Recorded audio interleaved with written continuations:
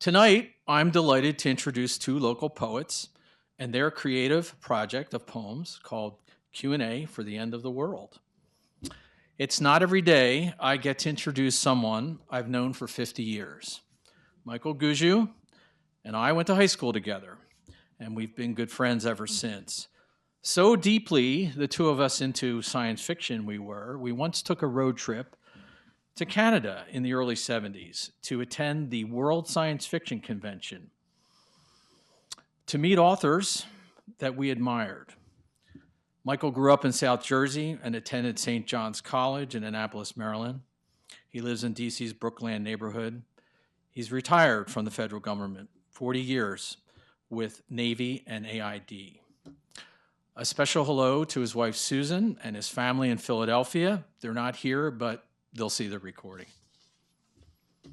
Michael's the author of several books of poetry, including Sympathy for the Monster, with themes on horror films he grew up watching. Michael's personal collection of poetry is bigger than the section in this store. Michael's knowledge of poetry and films is what you will learn more about tonight. In his research, he found a festival devoted to the Blob film somewhere in the woods of Pennsylvania. You will hear more about that.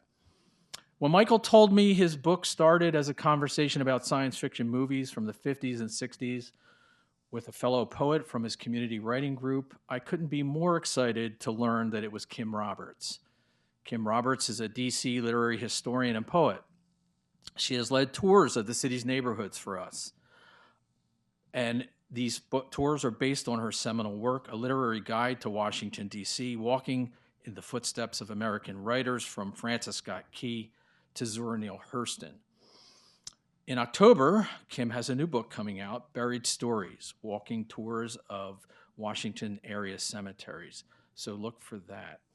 Kim is also the editor of Broad Potomac Shore, and we do have copies of that tonight. Kim shared a recent article from Town and Country magazine where she is featured highlighting the city's deep literary and cultural history, along with a book list on how to read your way through the nation's capital, and mentions PMP. Book lists are important to us. If you browse the store, you see we have displays that are thematic. They're put together by the staff, and they're essential to what we do here in the bookstore. We're always recommending what we read. Poetry offers many things to explore. In this collaboration, Kim has many questions, and Michael has many answers. Please welcome these authors I admire, Kim and Michael, to share their poems and stories with us. Kim and Michael.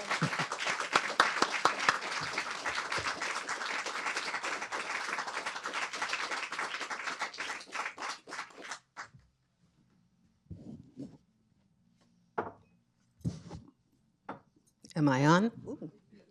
What a gracious introduction. Thank you, Bob. So we are thrilled to be giving our very first public reading, a book release reading from this book. Michael and I are very excited about this collaboration. And Michael and I have known each other. 25 years. Say it. We've known each other for 25 years. And we've been in a writers group together, we think maybe 17 of those years. Approximately. I'm very bad with numbers, so we're guessing. But a really long time that we've known each other and we've admired each other's work. And our work is really different. It is kind of surprising to be writing a book together. But I feel like there's no one who I've learned more about the craft of writing from than Michael. So it's an honor to be sharing pages. Yeah, and I feel like there's no one I've taught more to than Kim Roberts. Thank you, thank you. So the book, Q&A for the End of the World, is all about science fiction movies from the 1950s and the 1960s. They're movies that Michael knows very well and that I studiously avoided until we started this project. Do you want to start by reading just the Yeah, introductory? I'll start by reading the first poem. We went through. Oh, thank you. We wrote poems about a bunch of movies, nine movies in all, and then Kim wrote a sort of overall poem to end it, and there we were with just sort of jumping in on the first movie, and I felt like we really needed something to start with to open up the book, and that was actually the hardest poem to write because I had nothing to respond to. So that actually took the longest. This project went so quickly. I'm a slow writer, but this one really caught fire as far as our writing. Both of us writing, Kim responding to the movies, me responding to the movies, and also at the same time responding to Kim's poems as they came out. But then this one, I had to figure out a way to respond to the book as a whole. So just hold that for a second. Let me exchange glasses here. Put your eyes on. But yeah, get my alternate eye. Put my other eyeballs on. All right. This is The End of the World. I back out of my driveway. Maybe there's a bright streak in the sky, a burst of radio static, a flying saucer dive bombing out of the blue. In the Arctic, an atomic bomb test arouses a prehistoric monster. A milquetoast bank teller hides in the vault to read while the city is destroyed. Uncle Ira isn't Uncle Ira. A giant mantis, a giant locust, a giant ant, a giant buxom blonde. Mole men, cat women, devil women, queens and fire maidens of outer space. The earth explodes, the earth catches on fire. There's a crack in the world, magma erupts. Everyone's dead, everyone's a zombie. We've been waiting for the end of the world, on the lookout for the telltale signs, for the right scenario, for the last 75 years. But it slipped past us. It was another day, exactly like today. So there are probably 20 movie references in this poem, but I'm not gonna, for a $10 check, I'll send you a reference chart. But in the meantime, I'll just pass it on to Kim. So we should talk about the origin story. Please. Yes. It's Tracy's fault. So Tracy is Kim's partner. Tracy saw that they were screening Mothra versus Godzilla at the Asian Art Museum. No, it was at Sackler Auditorium. And it was a afternoon, one of these free matinees. And so she went ahead and got the two of us tickets, and knowing Michael's proclivity, got an extra one. Yeah. And then actually another couple of friends joined us when they heard about this. But, of course I knew about Mothra versus Godzilla. I knew about Godzilla, but I'd never, ever seen a Godzilla movie before. We came out of the theater and I was like, what the hell did we just watch? How is this science? There were all these things that didn't make sense, and themes that had been dropped, and the stuff was brought up, and I start asking all these questions.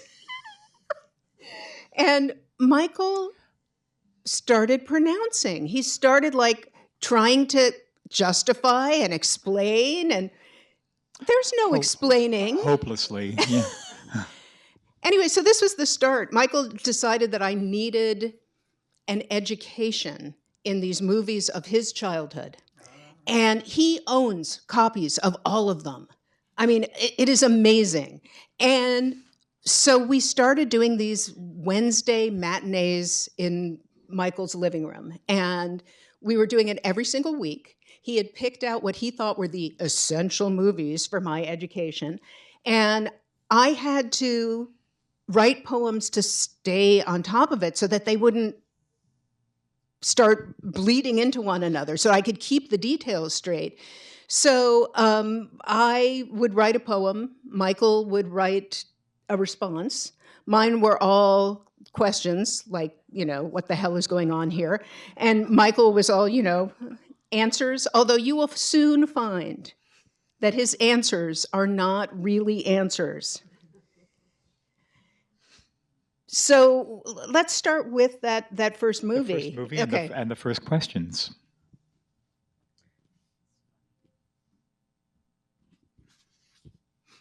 I also have to change my eyes. It's nice that they have this table right here. So my poems are all called I Have So Many Questions After Watching whatever it is. So this is I Have So Many Questions After Watching Mothra versus Godzilla.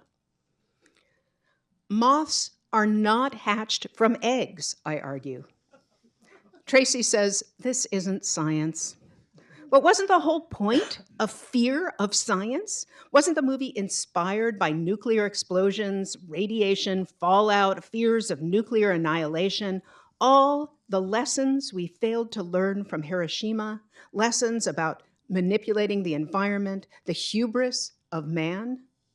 No egg, however fabulous, can make the audience forget the hubris of Shizunura Happy Amusement Park. Its machines pumping steam into the giant incubator. Other massive machines pump water from wetlands. Will people really pay to stand and watch an egg hatch? Hordes of people get evacuated too late when Godzilla comes crashing through their high-rises. A larger version of Godzilla, his scale changes, roams the countryside. The military commander tears up the countryside, herding the monster with bombs. Why not kill him with the bombs? Can Godzilla only die from electrocution? And why the nets? The enormous moth larvae paralyze Godzilla by shooting nets or some kind of cocoon from their jagged maws while a reporter stands watch, eating eggs. Why regular chicken eggs? Who can understand the two tiny women called peanuts who chant inscrutable hymns? They are larger than peanuts, though very tiny for humans. Another problem with scale. Late-stage capitalism creates problems much worse than bad science, Michael argues, recalling that cabinet full of cash. But I argue instead about the details. What was that iridescent blue blob the photographer found? What if twice the Mothras blew twice the hurricanes from their oversized wings? I realize it's meant to be a fable, but I persist. You do realize that moths are not hatched from eggs. This is supposed to be the answer. So Kim brought that poem to our writing group, and I felt like the gauntlet had been thrown down. First of all, we left the movie theater. We're walking back to her car, and I'm Tracy's car, and I want to hear,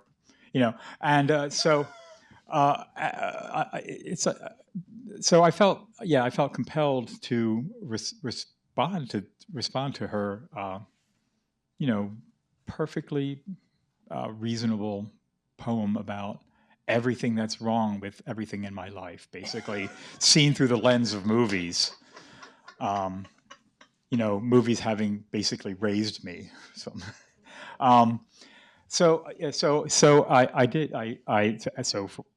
I put together a poem called "I Have the Answers to Mothra versus Godzilla."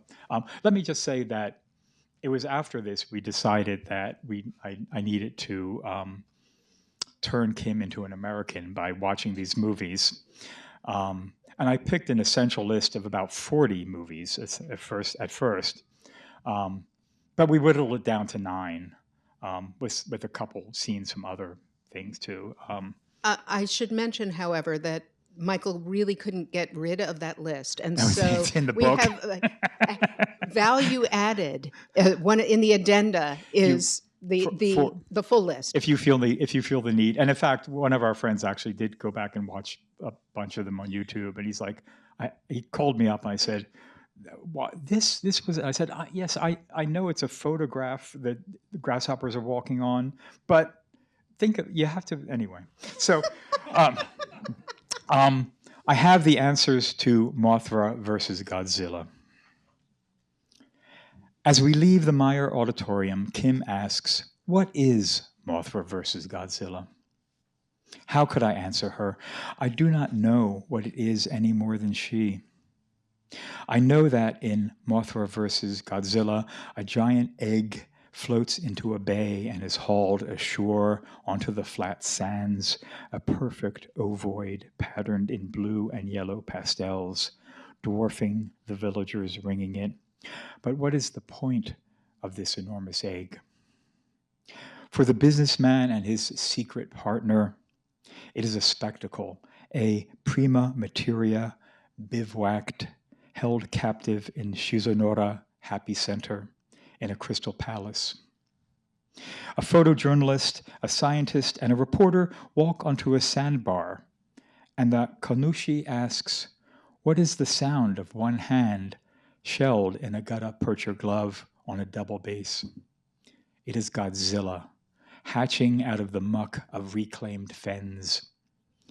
Only a moth can save us now. But add Ra from Kuji-Ra, whale, for Mothra's vast size. What is the comic relief reporter? Why is the comic relief reporter always eating eggs? Why are they always cooked differently? Because he is a holy fool.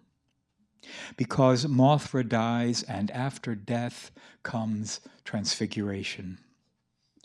Out of a perfect elliptic, what looks like two caterpillars covering Godzilla with spider silk, is also the twins' being and non-being binding chaos. The point of the egg is to hide its point, to be both Orphic dancer and dance. In Star Wars, Mark Hamill wants to know why they were clean as a whistle after escaping the Death Star's trash compactor. Shouldn't my hair be dirty from the garbage? Harrison Ford whispers to him, "It ain't that kind of movie, kid." But no movie is that kind of movie. Each is an ovum full of stars and monsters, an oospore of dream time to quell our rampaging minds, a cocoon out of hopeful screen stuff woven. So you see, we have now established I am the naive and Michael is Yoda. And we stayed with this. And the book, it was amazing how fast we wrote this because we had scheduled a movie a week. I had to write it before I forgot about it. Michael then had to write a response. So this is the fastest book Either of us has ever written. anyone's ever written. Anyone's ever written. Right. So yeah, I mean, Kim had the advantage of responding to the movies and also being, I don't know, infuriated, puzzled, and forced to watch them week after week. And I had the advantage of reading her poem with the same feelings. So it was really easy. She developed a form to help her work through it, and I just really had to read her stuff, and then you can tell I answered them at right angles to her questions. Really, My form that Michael is referring to is each poem started and ended with the same line, so you'll hear that, and then there's a lot of repetition of end words. What I did was they're all in two line stanzas, couplets, and the second line's end word had to be reused as the end word on the next succeeding stanza. Yeah, so it was a way to propel my way through writing. And the poems. first line is also the last line of the poem. Right. Yeah. There's a circular. And Michael didn't do that. His are in free verse, Yeah. except for one free-ish. that's a prose poem. Right. So anyway, Do you want to explain the gutta percha so reference that you right, made in so that poem? yeah, so there's it says about a gutta percha glove on a double bass. That is the sound that Godzilla makes in the movie. That's how they got that sound effect of his sort of roar. unique roar. Yeah, there See, are. this is the thing. This is the arcane knowledge that we're dealing with here. Anyone could know that. So the poems come with endnotes, which Michael provided. Yeah, I did a little research. Some of it was just things I just happened to know about these movies. Other things I went and looked some things up, and so there are endnotes about each movie. They're not. They're more like some odd facts, things you might not know from it. It's not I'll say who the director is, but then just go off on a tangent and tell you some things. Like for instance, the Blob was filmed in Phoenixville, Pennsylvania, outside of Philadelphia. It's a great town. They have the Colonial Theater. Is that right? The Colonial Theater. They have a Blob Fest there every summer, and they show the film. And when in the movie, the Blob attacks the theater, and in the movie, people run from the theater. And during the festival, people run from the theater. It's quite a big event. So. You want to read the Blob next? Let's read. Yeah. Well, yeah. Since we're here, why don't we read the Blob next? Right. So that's so it's little things like that in the notes, which are you'll enjoy a lot. The poems are a lot of fun. I had a tremendous amount of fun writing the notes. So Okay. let's read the Blob. Once again. I'm just going to keep them on. Okay. So you know the name of this. I have so many questions after watching The Blob. If you can take the word of a rebellious teen, a boy's car is his container, and Jane is the first date Steve's brought to Makeout Ridge. Jane, with her crinolines and red lipstick, her worried look after kissing, sneaks out when her parents aren't looking to join the gang of teen pranksters, Tony, Mooch, and Gig, racing their hot rods in reverse down Main Street. The jig's up when the meteor falls and cracks open like an egg. Oh, I should say eggs appear again and again in this book. Inside, a viscous goo throbs. The old hermit who resides in a shack goes first, then the nurse and doctor who treat him.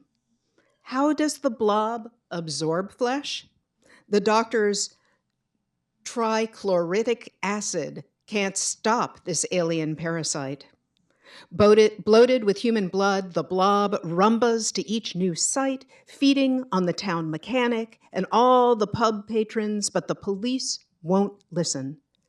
They suspect more teen angst. The police just call their parents and send everyone home to bed.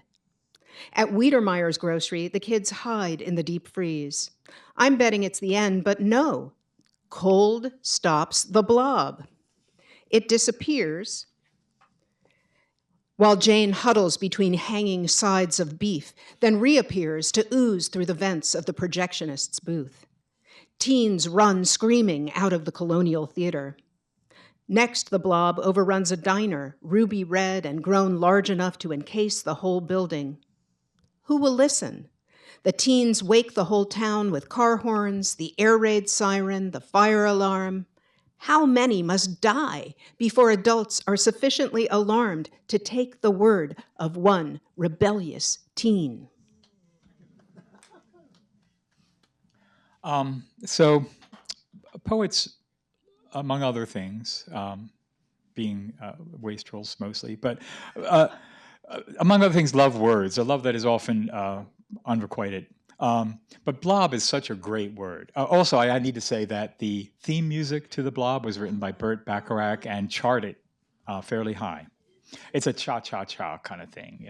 Da-dum, da-dum, da-da-da-da-da-da-dum. Let me know when you're done. So. Da-da-da-da-da. So Beware of the blob. yeah, blah, blah. Yeah, so all overdubbed by one guy. Look so, on YouTube. So I just wanted to have fun with blob-like words in this one. I have the answers to the blob. What's up with the blob? It plops down from space, a glob of red goo, and slurps up a stick to glue itself to an old man's hand. From then on, it bubbles and blebs its way through the populace, slurps gobbets of guys into its maw without jaws, an unstoppable glop, a malevolent gel. Steve McQueen hot rods around, sincere as seersucker. Though there are gobs of clues, the police are foggy clods. It will conquer the globe before a light bulb goes on. The blob balloons bigger, blood bloated, oozing under doors, out of grates, slithering a supermarket, mauling a movie theater, swallowing a hash house whole. Finally, they freeze it like a popsicle bauble. Steve McQueen's a hero. Phoenixville, PA is saved. But if this scare fest had happened in England, the monster would be more regal. We'd run screaming from the treacle. Bum. Rim shot. All right. So the amazing thing about these movies, which were all filmed in the 50s and 60s, is how much they reflect the sort of anxieties of the time period. But also, I mean, you couldn't make a movie like this anymore. There's a sort of annoying innocence to all of it. And certainly, if you look at I don't think there was a person of color anywhere within, a mile of they were just the idea that this would take place in an entirely white world, especially like the one set in Santa Mira, California. Come on, there are no Latinos in Santa Mira? I think not. And then women's roles also, all of the men are there to be, strong, square-jawed, know the answers, scientists, and the women are there to like make coffee or cook them eggs. That does happen, and scream. It's just. It was amazing watching them with modern eyes. Yeah. No, it's true. It's they're in some way they're time capsules of what the general culture was like then. But they also project forward a little bit too, I think. Right. Well, and then that was the interesting thing was, of course, there's no way to watch these movies without comparing them to our own time, our own anxieties, right? So you picked out one. I think that's the next one we had. Okay, we're doing Invasion of the Body Snatchers. Did you want to say anything about this film? Well, many people have seen this film. If you've ever used the word pod people without even knowing where it's coming from, it comes from this film. It's become an iconic image. A lot of people use it without knowing where it's coming from. So it's been remade 3, maybe 4 times in the 70s and in the 90s and in the 2000s with decreasing being good. But the original one was directed by Don Siegel, who also made the Dirty Harry movies. It's a beautiful little paranoid flick. So I'm just going to leave it with that. I have so many questions after watching Invasion of the Body Snatchers. Why does it take root first only in Santa Mira, a small, insignificant California town? This strange neurosis, evidently contagious, that renders townspeople into monsters, perfectly familiar, but there's no emotion, just an unfamiliar pretense of emotion. Seeds drifting through space for hundreds of years took root in a farmer's field. The pods, harvested by the hundreds, form a resemblance to any humans they come near. The pods open, foaming maliciously, to reveal near doubles who replace the real people. Do the real bodies simply disappear? Don't tell me that people allow their humanity to drain away. That happens gradually, not all at once. Find a way to fight off sleep, set fire to some pods, but there's always some gas station attendant checking your tires and filling your trunk with fresh pods. Michael checks out the price per gallon, 25 cents. Forget the pods, he says. Give me back that gas price. Oh, Michael, give me a break. Meanwhile, all the phone lines go dead. Once Becky becomes a host, our hero knows by kissing her dead lips what real fear is. She asks him, "Miles, where do they come from?" But by the time he answers, she is miles away, part of the spreading mutation. The pod people claim you're reborn into an untroubled world. Can they claim everyone? Tomorrow you'll be one of us. No more martinis at the Sky Terrace playroom. No more carefree jokes with Becky about your bedside manner. If only Miles can keep running and reach the highway. Only one survivor to warn the outside world. Will others believe his unlikely story?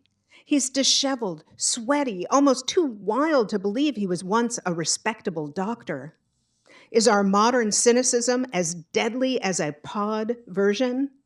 Is it significant that the pods grow in a town whose name translates to holy vision? A town so outwardly American, so boringly white. And every town, it takes root at first only in Santa Mira. Thank you, Kim. One of the things about these poems is they're not just about the movies, but they're about Kim and I too. Our dialogue back and forth and our differences in how we approach movies and everything, kind of. And one of the differences is these are the first times Kim has ever seen these movies or movies like this. And for me, it's my nth viewing of it since, I was 9 and blank times after that. And it's entered not just my consciousness, but my subconsciousness and my entire, worldview. It's I'm swimming in different waters when I'm responding to them, as well as responding to, Kim's very, reasonable questions about the sort of the non-logic and nonsense of them, or or dream logic. When you could say they're more like, they're all bad. They're all bad dreams of one sort or another in some ways. So my poems tend to maybe not, again, answering the questions very obliquely, maybe, but from at a different, I'm taking a dive in some, in different waters in some way. So I have the answers to Invasion of the Body Snatchers. Terror is nothing but the beginning of a kiss you're only barely able to endure. You pull back in horror from a beautiful woman, from the dark cabochons of her eyes, her cold skin. Something inside her has gone away. A week ago, space seeds fell on Santa Mira. Now your hometown toggles between mirror and mirage. Are alien imposters replacing your neighbors, or is an outbreak of Capgras delusion spreading everywhere? The seed pods, torpedo-shaped cabbages the size of golf bags, answer the questions. Something's missing from the duplicates of Uncle Ira, Jimmy's mom, Becky's dad, Chief Nick, that no one can seem to describe. In your greenhouse at night, pods burst open like party poppers, release a cascade of soap bubbles, doubles and doubles of you, your friends. They slide out, swell up, sticky, slick, and wet. Before long, you're the only person left. The town's after you, perfect simulacra, sans qualia. There's no them inside them. Close call after close call, escape hopeless. They stop short. No one will believe you as you stumble into traffic, staggering from one car to another, crying, "You're next, you're next," a madman loose on the freeway. But if these copies had no originals, if the line for who's next has been empty a long, long time, the real meaning of fear is not Becky's kiss. It's the answer to the question you've been asking from the beginning. What's missing? Nothing. So just... So we are... Are we doing? Yeah. Okay, we need to move quickly. No, go ahead and say what you want to say. I forget. I do. So we're going to end with just the last poem. You're right, it went fast. You're right, it went faster than I thought. You were right, I was wrong. Huh. You're right. See, I have some of the answers. So the final poem in the book is just called "I Have So Many Questions." What have I learned from watching all this science fiction? The science is a lot more like fiction. Look thoughtfully at a beaker, wiggle some dials. If something in the dark wiggles, pull out a gun, not a Bunsen burner. Consider the end of mankind. It's up to older white men to defend pure research. Women are good for packing up equipment in cases and making eggs. Days will be packed with fretful meetings around a conference table.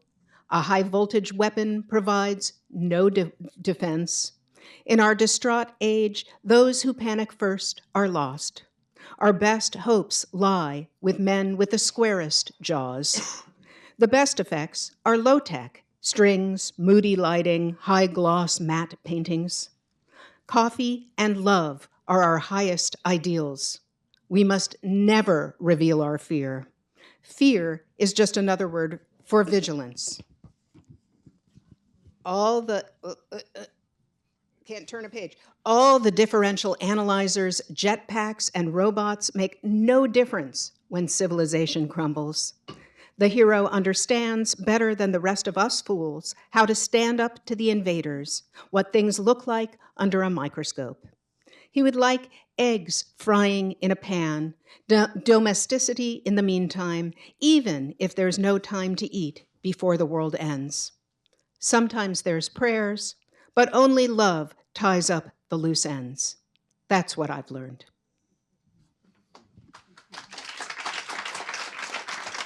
Thank you. Thank you.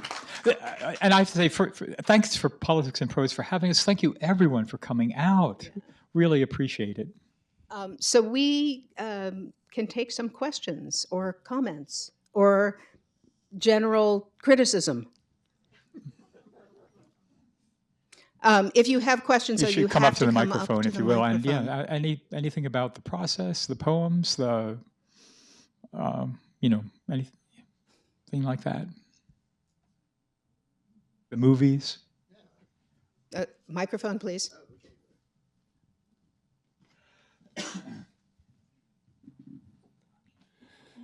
So it's so interesting, that the whole concept is just fantastic that you guys have really come up with. And what I'm wondering also is, since I'm sure your bookshelves, Michael, are groaning with the actual books, right? The pulp, novels and whatnot and I wondered if maybe somehow in the whole process there was also a fascination with the authors behind the scripts and behind the different things and twists, bizarre twists that you've captured in the poetry. I did a lot of online research. I have I mean, I have a bunch of film books too. I have a book of interviews with B-movie people, actors and directors and stuff. It's a fantastic book. That didn't zero in on these movies in particular. Actually, it's actually mostly a step down from these movies. A lot of Roger Corman. But yeah, so you can get a lot of information online too. There's people are writing film essays and stuff. So, but yeah, so I flipped through my stuff, and as Kim says, I have everything we watched on DVD. Sometimes there's also commentary on those, so that helped too. But so the notes I put together are I sort of boiled down to stuff that I think would be like fun to read and stuff you wouldn't necessarily think of at first. So they're not really plot synopses; they're like weird facts and things like that. So, thank you. Okay.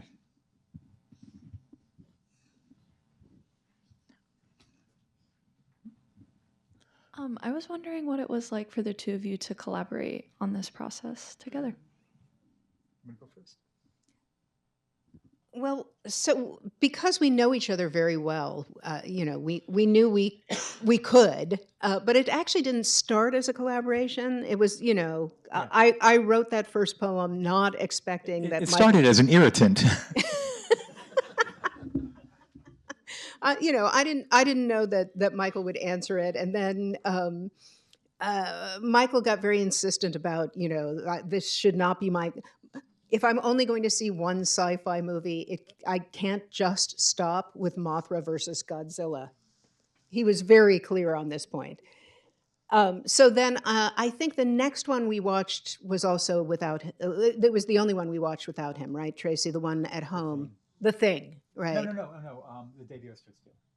Right, the one set in D.C. the day the Earth stood still, so we were a couple of poems in before we realized this was a project. This was a thing that we were going to do, and then it was just so much fun. We just we got carried away. Yeah, we were 2 movies and 4 poems in. Altogether before we got started. But 20 years ago, if you asked me, you should write a collaborative poem, I would think that poems are so personal, right? How could you possibly write a poem with another person? So something that comes out of you. But after that, I wrote some collaborative actual poems with another poet, and that worked out fantastically. We were just very simpatico and shared a sense of humor, and so that sort of like changed my mind about it. It's like writing collaborative poems is just they're also poems. It's a different kind of thing. So when it started with Kim, we were into it, and I said like, we are collaborating back and forth with this thing we are both looking at and responding to, although I'm also responding to Kim. So it really was a fire. It was a lightning in a bottle kind of moment. And it did help that both of us had done collaborations before. With other people. Yeah. So Michael's next book is another mechanics. Collaboration with another local writer, C.L. Bledsoe, and my previous book was a collaboration with a photographer. We both have done it. But it's a different kind of process. You have to let go of some things, and you have to pick up some things. So yeah.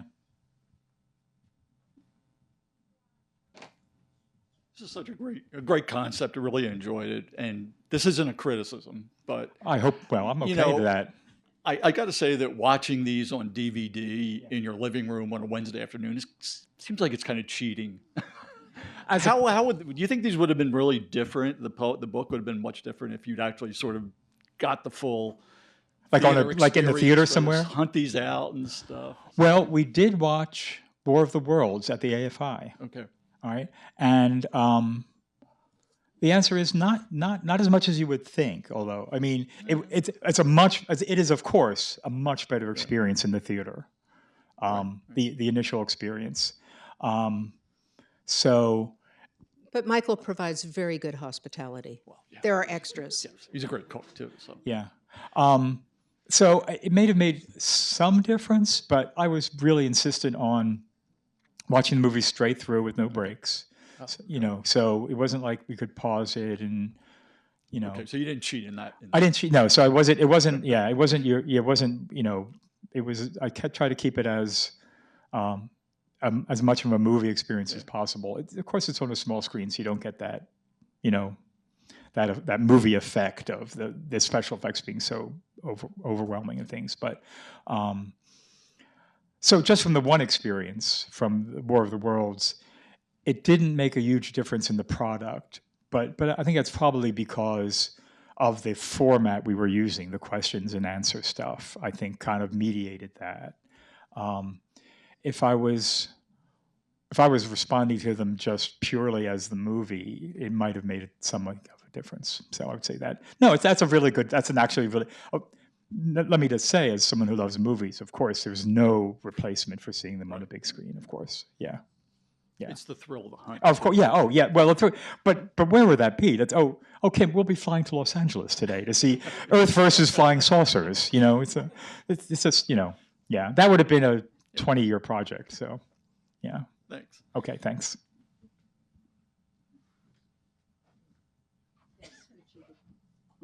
We cheated a little bit. Yeah, but then every poet cheats.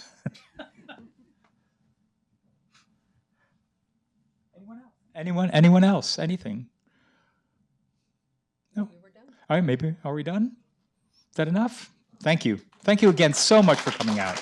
And thank you, Politics and Prose.